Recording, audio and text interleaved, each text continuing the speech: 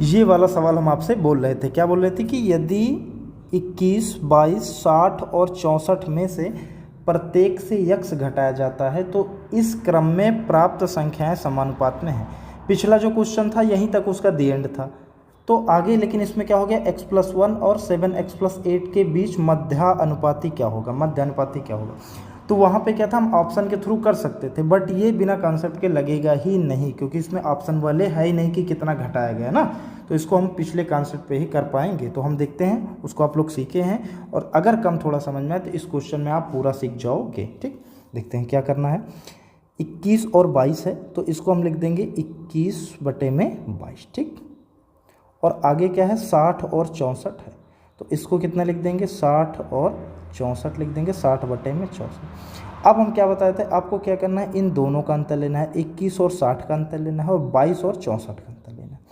तो 21 और 60 का अंतर आप जब लोगे तो 30 यानी 39 हो जाएगा ये, और ये 6 में से 2, 4 में से 2 गए 2, 4 यानी ये हो जाएगा 42 हो जाएगा। ठीक, ये कितना हो जाएगा, 42। अब हमको क्या करना है, इनका रेशियो ले लेना है, इनको काटेंगे, 3 से आप काटोगे, 3 एकम 3, 3 तिया में 9, और 3 एकम 3, 3 चौके 12, ये कितना आ गया, 13/14 आ गया।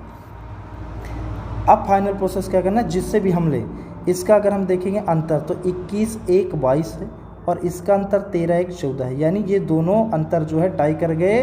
तो डायरेक्ट हम देख लेंगे कि 21 से कितना घट के 13 हुआ है, तो आप बोलोगे 8 घट के हुआ है, और नीचे वाले से भी ट्राई कर सकते हो, 22 से कितना घट के 14 हुआ है, तो यहाँ भी 8 घट के 14 हुआ है।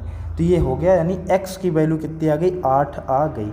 अब आगे यहाँ पे पूछा था 8 इसमें x+1 में और 7x+8 में। ठीक, तो क्या हो जाएगा, अगर 8+1 करेंगे तो 8 एक कितना हो जाएगा, एक बार लिख ही दे रहे हैं हम पूरा, 8, और इसमें कितना हो जाएगा, 7 गुने में 8 + 8, तो आप देखेंगे 8 एक 9 हो जाएगा, और 7 8 56, 56 में जब 8 जोड़ोगे तो कितना हो जाएगा, 64। इन दोनों का पूछा क्या था, मध्यानुपाती पूछा था। तो मध्यानुपाती का हमको पता है, दोनों संख्याओं गुना करके क्या निकाल देंगे, रूट निकाल देंगे, ये हो जाएगा।